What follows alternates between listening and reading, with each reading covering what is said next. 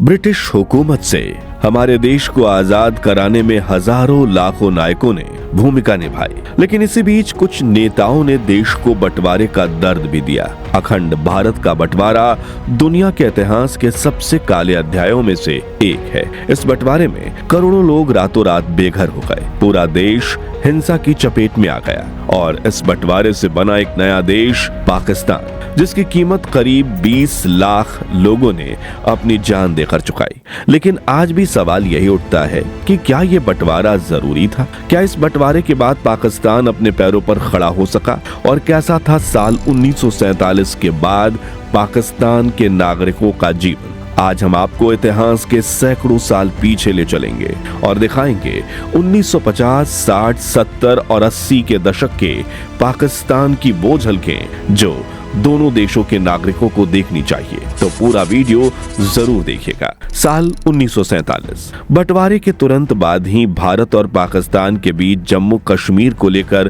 पहली जंग छिड़ गई। एक तरफ भारत आजादी के बाद टूटे हुए सिस्टम को संभालते हुए अपने पैरों पर खड़ा होने की कोशिश कर रहा था, तो दूसरी तरफ पाकिस्तान भारत से जम्मू कश्मीर छीनने की कोशिश में। इसी बीच कराची में पाकिस्तान के पहले गवर्नर जनरल के शपथ ग्रहण समारोह की फुटेज सामने आती है, जहां मोहम्मद अली जिन्ना नए देश के भविष्य की उम्मीद बनकर लोगों के सामने खड़े दिखाई देते हैं और उस कुर्सी पर बैठते हैं जिसकी चाहत में उन्होंने अखंड भारत के 2 टुकड़े करवा दिए थे। लेकिन इस शपथ के पीछे छिपा था एक ऐसा सच जो आज भी इतिहास के पन्नों में खून के लाल अक्षरों से लिखा हुआ है। उस वक्त पाकिस्तान के कई हिस्सों में दंगे भड़क उठे थे, लोग डर के माहौल में जी रहे थे।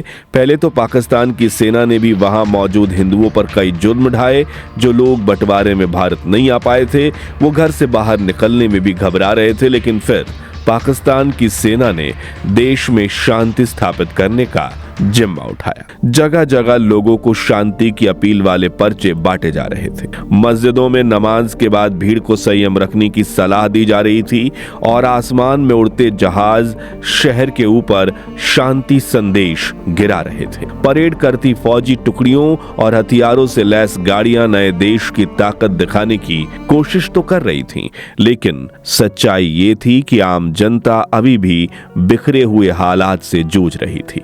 भारत से पलायन कर आए शरणार्थी के पास ना घर था, ना रोजगार और ना ही भविष्य की कोई स्पष्ट दिशा। नए पाकिस्तान की नींव संघर्ष, भय और उम्मीद, इन 3 भावनाओं के बीच रखी जा रही थी।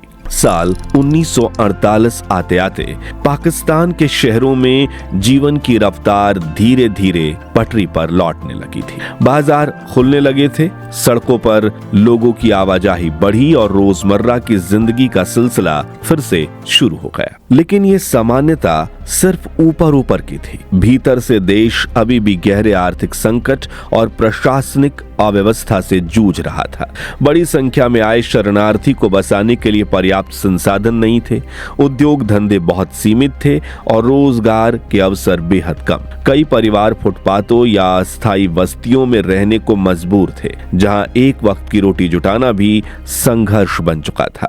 इसी तरह बंटवारे को 6 साल बीते और साल 1953 में पाकिस्तान के लाहौर की परिस्थिति कुछ ऐसी थी। लोग अपने छोटे मोटे कारोबार में लग चुके थे, जैसे ये जनाब सड़क किनारे बैठकर पानी पूरी बेच रहे हैं। ये दुर्लभ फुटेज है लाहौर के एक तबेले की, जहां दीवारों पर गोबर के उपले लगे हुए हैं और दोपहर की धूप में ये जनाब पेड़ की छांव में झपकी ले रहे हैं। ये दृश्य है लाहौर के सब्जी मंडी की, जहां सिर पे टोकरी लिए गरीब लोग व्यापार करने पहुंचे हैं। गर्मियों के मौसम में ये आम बेच रहे हैं।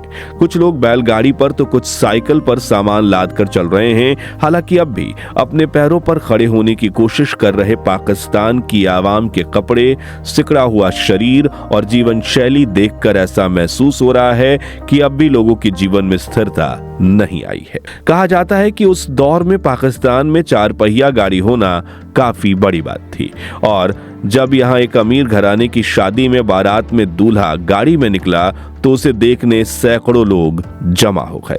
यहाँ ये दादाजी नुक्कड़ पर अपने करतब दिखा रहे हैं ताकि 2 रोटी कमा सके। कहा जाता है कि लाहौर अपने खाने के लिए काफी मशहूर है और यहाँ आप देख सकते हैं कि लाहौर के मार्केट में आज से 70 साल पहले भी कैसे तंदूर में रोटियां पकाई जा रही हैं। बड़े पतीले में सब्जी बन रही है और लोग खाने की लाइन में खड़े हैं। ये मार्केट में करियाने का दुकान है और ये चाय की किटली। यहाँ फालूदा बेचा जा रहा है। ये कारीगर बर्तन बना रहे हैं। ये नाई बीच सड़क पर दाढ़ी बना रहा है और ये है मिठाई की दुकान।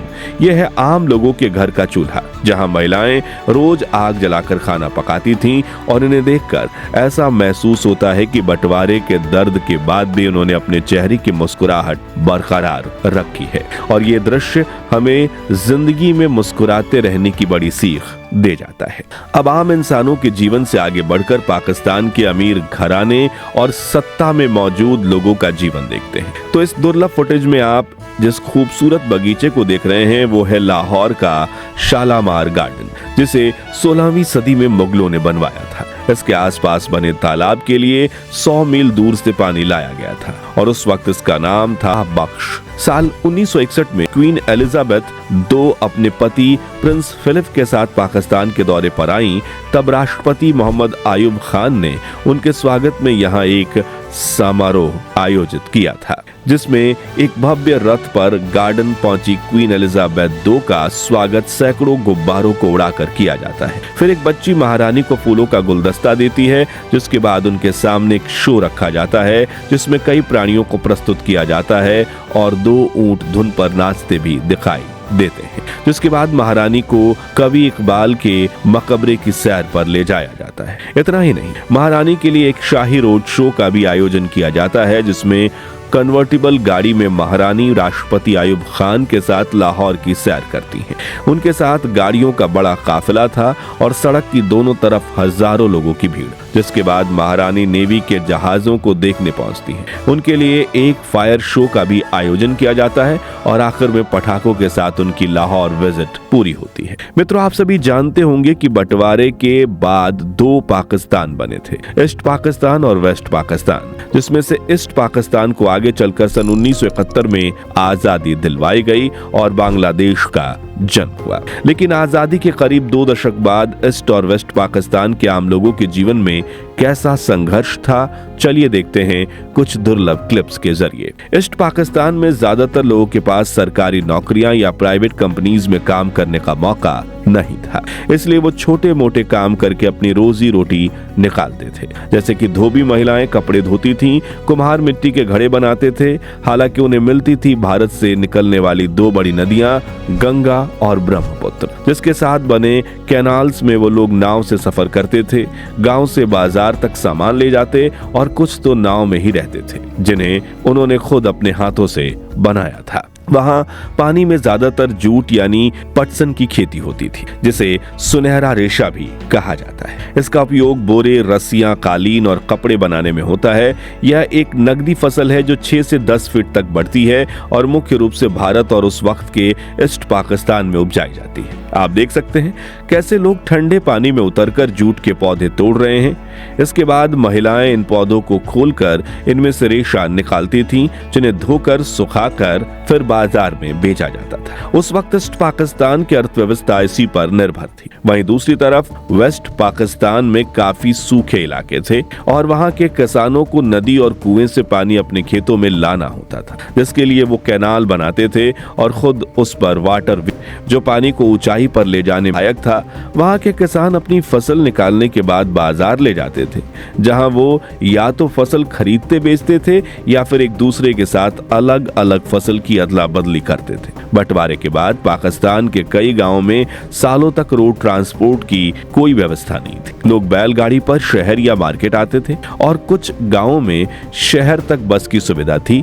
वहीं पाकिस्तान के कराची और लाहौर जैसे शहरों में इंडस्ट्रियलाइजेशन ग्लोबलाइजेशन शुरू हो चुकी थी। वहां के बाजारों में लोग को छोटा मोटा काम मिल जाता था, लेकिन यह कहना गलत नहीं होगा कि यह मुल्क बंटवारे से लेकर आज तक पैसों की तंगी से जूझ रहा है, क्योंकि पाकिस्तान ने अपनी आवाम के भले से ज्यादा भारत से युद्ध करने में अपनी धन दौलत को बर्बाद किया है। वहां की सत्ता में भी हमेशा उथल पुथल मची रहती है और अमीर लोग ज्यादा अमीर बनते जाते हैं, गरीब और ज्यादा गरीब। अब चले 70 के दशक में, तो समय के साथ पाकिस्तान की सड़कों और शहरों की तस्वीर भी बदलने लगी थी। 1970 के दशक आते आते कराची, लाहौर और रावलपिंडी जैसे शहरों में आधुनिकता की झलक दिखाई देने लगी। सड़कों पर बसें, ट्रक और कुछ जगहों पर कारों की भी आवाजाही बढ़ने लगी थी। बाजारों में कपड़ों की रंगीन दुकानें, सिनेमा हॉल के बाहर लगी भीड़ और रेडियो ट्रांजिस्टर पर बजते फिल्मी गाने, ये सब उस समाज के बदलते सपनों को दर्शाते थे। लेकिन इस चमक के पीछे एक बेचैनी भी थी। राजनीतिक अस्थिरता, सैन्य शासन और आर्थिक उतार चढ़ाव ने आम लोगों की जिंदगी को बार बार प्रभावित किया।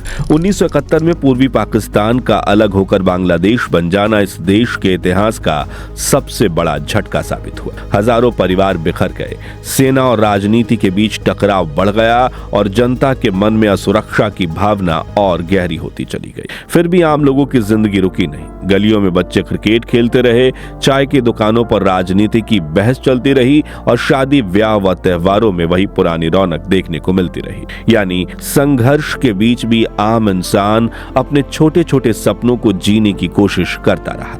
यही उस दौर की असली तस्वीर थी, एक ऐसा समाज जो लगातार बदलावों से गुजर रहा था, लेकिन उम्मीद का दामन अब भी थामे हुए था। खैर दोस्तों, यहाँ आप 70 के दशक की पाकिस्तानी शादी की एक रस्म देख रहे हैं, जिसमें सर पर पल्लू ढके दुल्हन को मेहमानों के बीच लाया जाता है। जहां बाकी महिलाएं गीत गा रही हैं, मेहमान नाच गाना कर रहे हैं और इसी बीच दुल्हन को मिठाई वगैरह परोसकर उनकी अच्छी मेहमान नवाजी की जा रही है।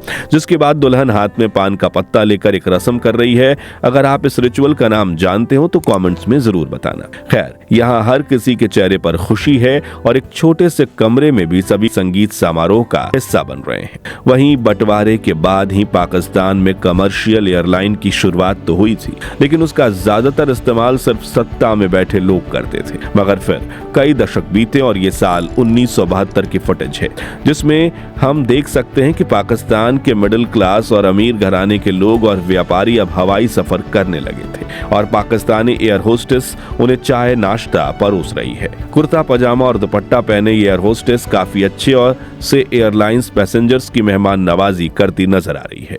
तो दोस्तों, आज के लिए बस इतना ही। अगर भारत पाकिस्तान का बंटवारा ना हुआ होता तो आज अखंड भारत ज्यादा विकसित होता या फिर नहीं। और इस बंटवारे को लेकर आपकी राय क्या है, हमें कमेंट्स में बताइए। ये जानकारी पसंद आई हो तो इसे लाइक और शेयर करें।